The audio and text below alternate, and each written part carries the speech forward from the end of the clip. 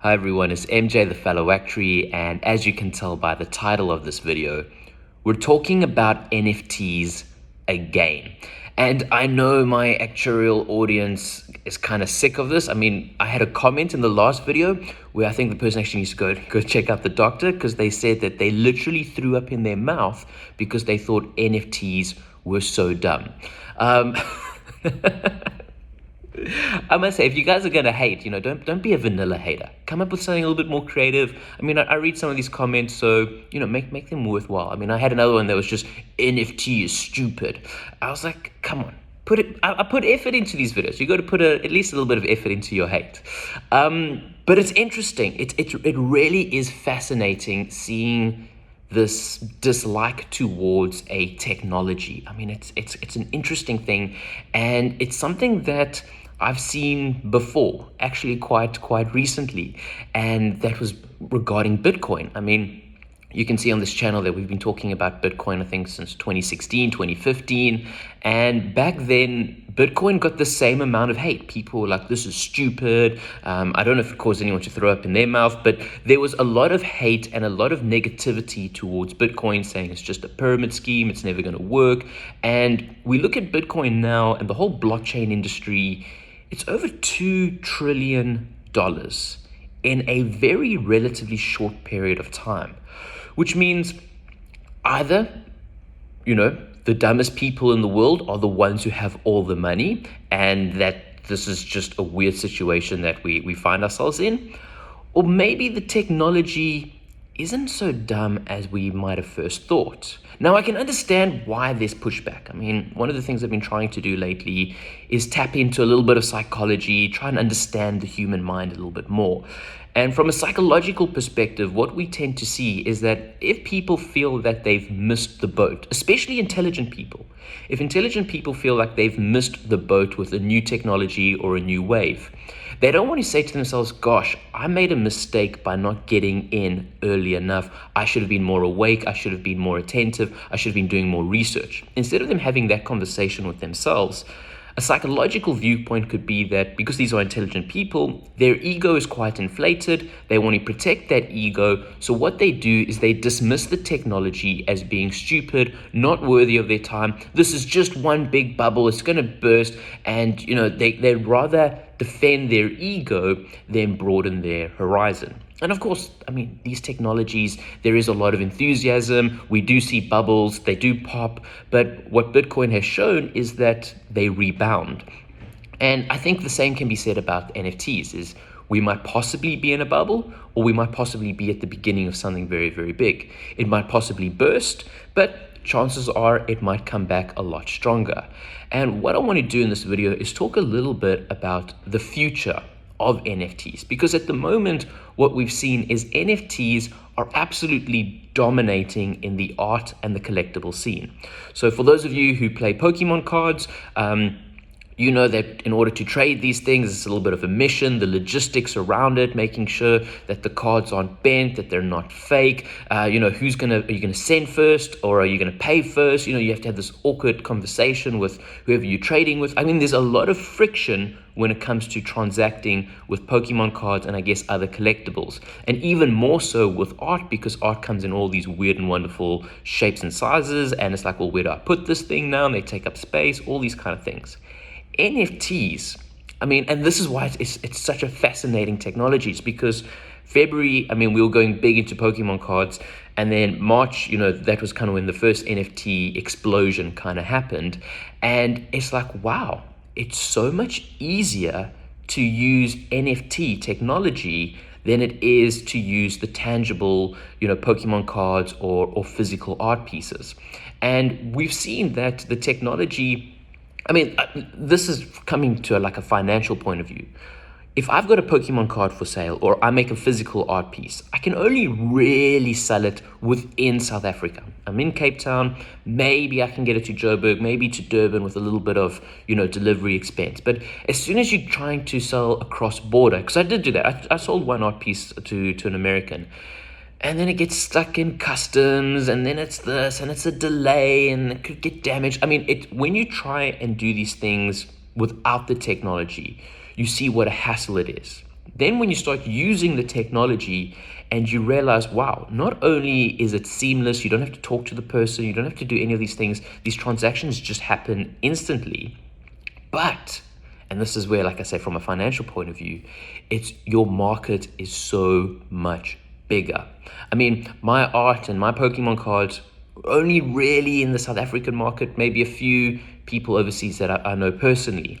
But when it comes to NFTs, the entire world can look at your NFTs and can potentially purchase it. Whether the person's in Indonesia, whether they're in Canada, whether they're in Antarctica, they can purchase your NFT and not have to go through the logistical difficulties that you have to go through when you start trading the physical things. So on the one hand, I understand not many people are trading Pokemon cards, not many people are dealing in art. So they're not appreciating the benefits that the NFT technology is bringing in. But that's why this video, I want to talk a little bit more about the future of NFTs, where we're going to see these things going beyond collectibles and beyond just art pieces. And that's kind of what I try to do with my NFT project that I did with the Instagram models, which I understand not a lot of people like that one. It got quite a bit of pushback. It did financially well. I mean, the one model sold for 50,000 Rand. Well, it's hard to get the exact Rand amount because, it was in Ethereum and the Ethereum price fluctuates and it's, all these currency exchange.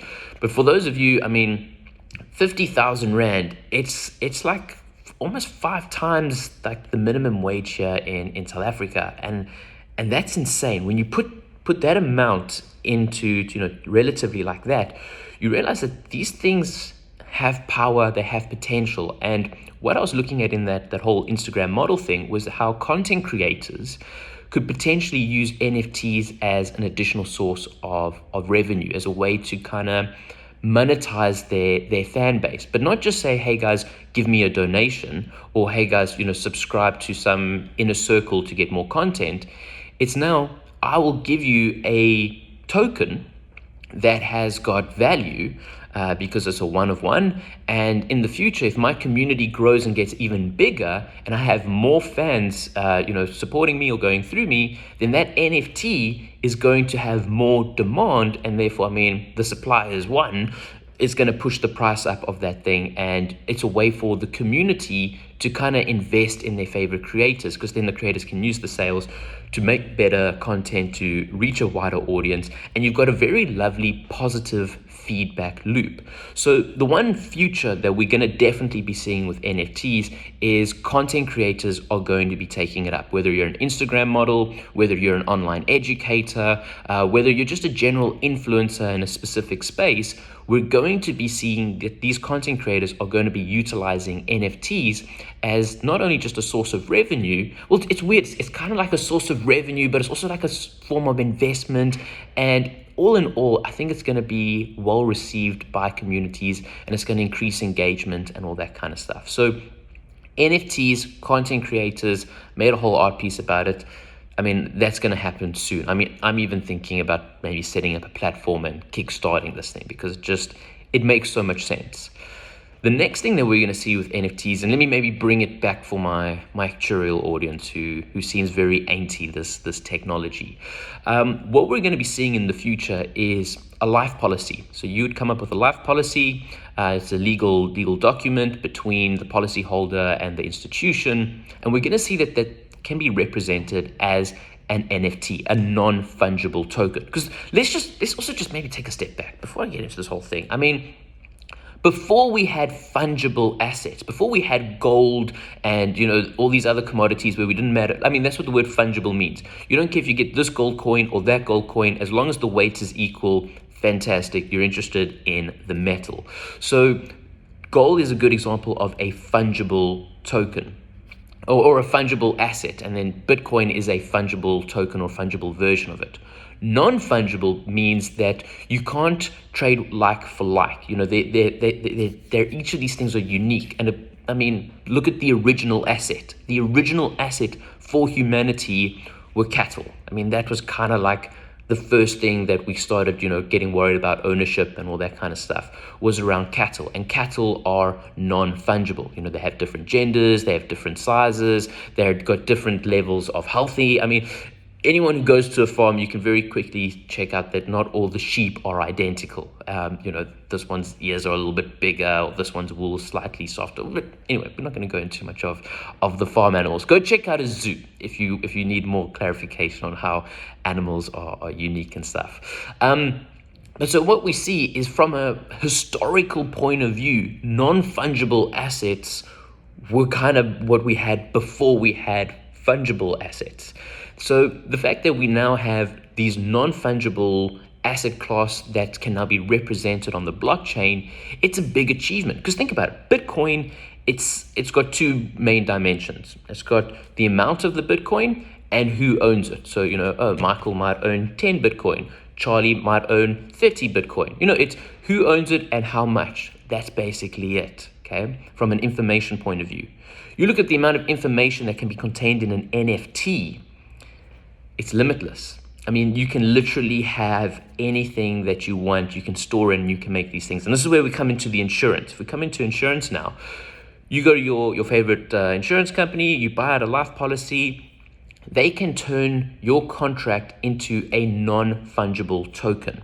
And what that means is, okay, this is this person with all their various risk factors, all their various things, this non-fungible token, it's unique because it's based on your risk factors.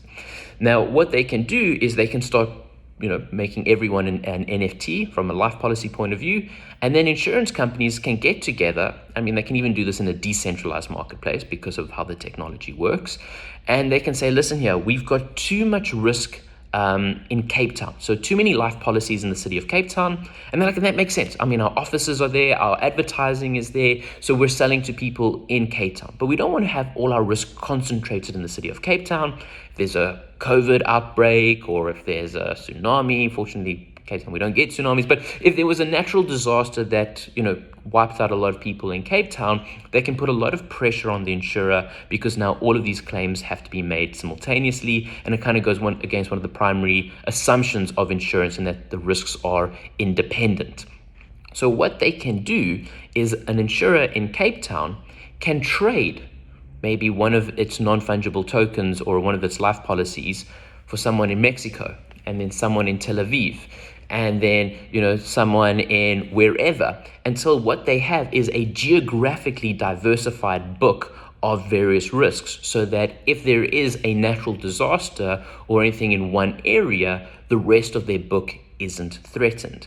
And already we kind of see that this is happening. This is what reinsurers do, and they kind of do segments of books and all that kind of stuff.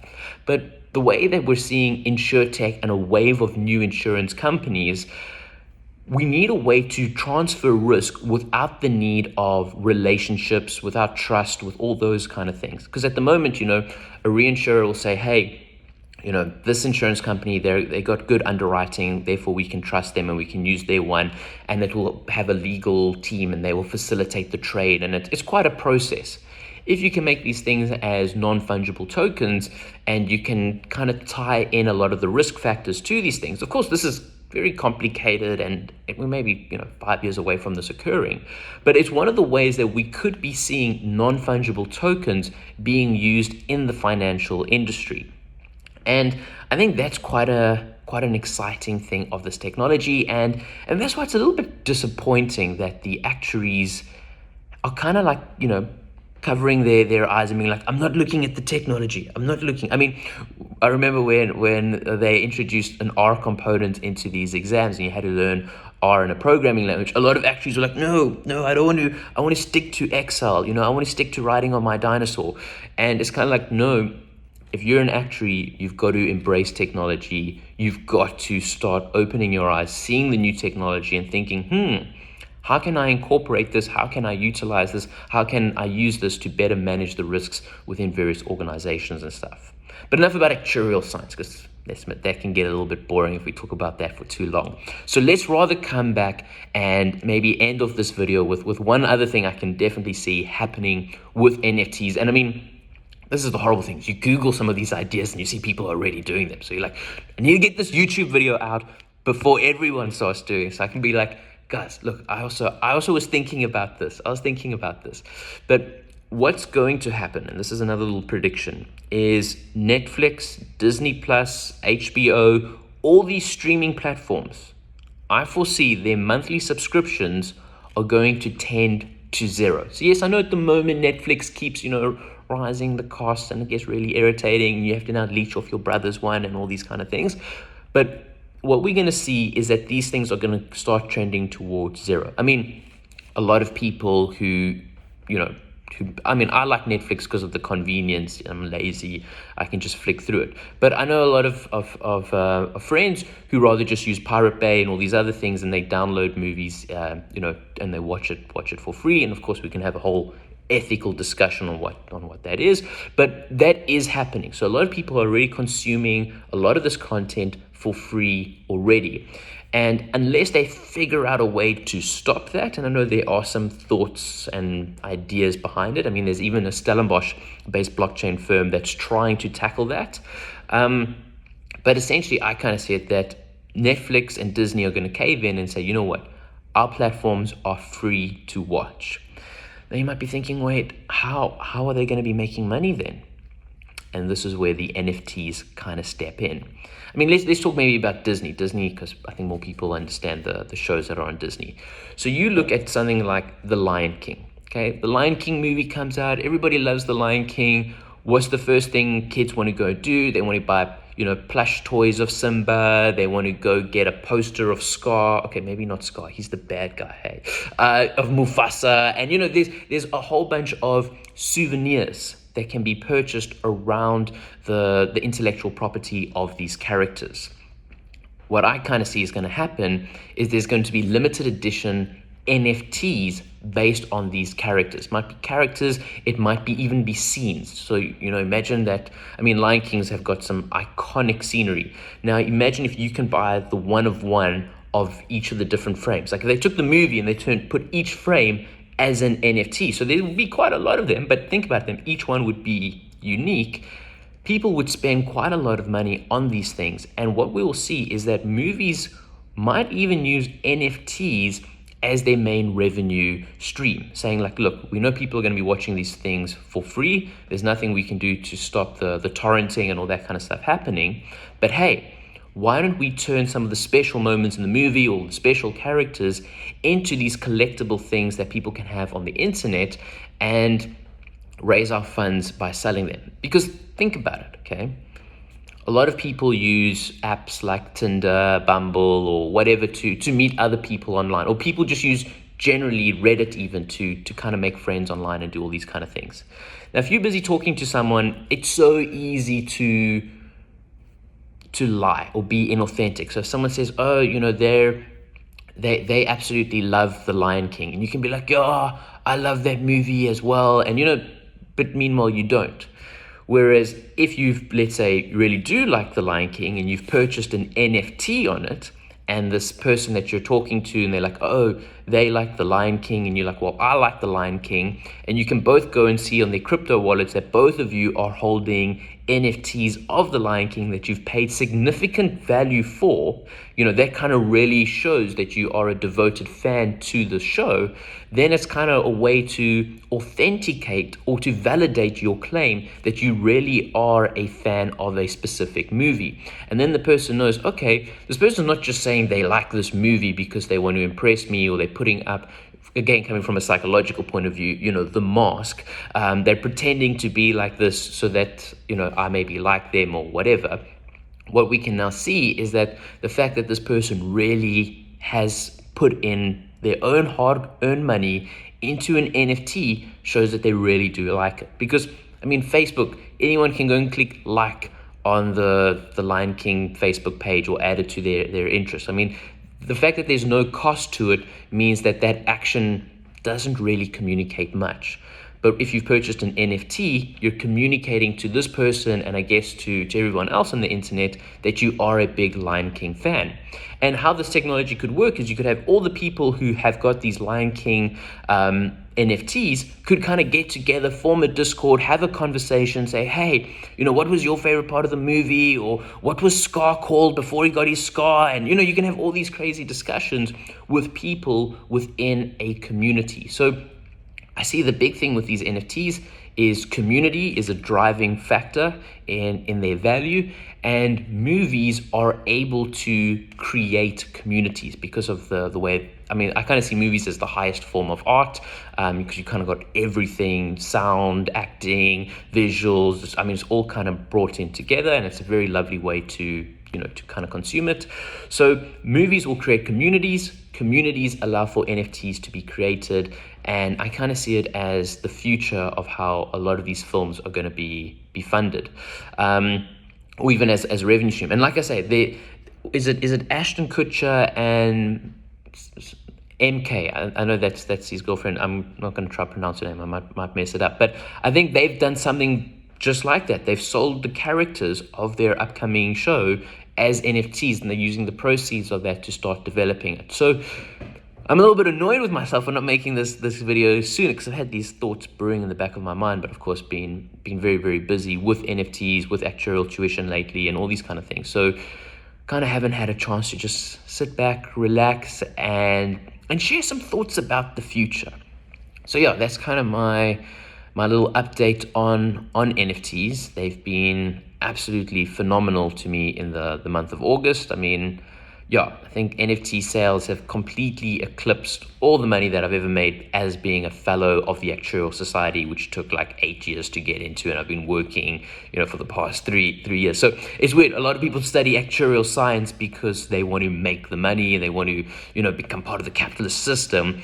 And you look and you see, well, there's this disruptive new technology that, yeah, if you kind of keep your eyes open, if you kind of research the upcoming trends, it's a much easier path to wealth than writing all of these crazy actuarial exams.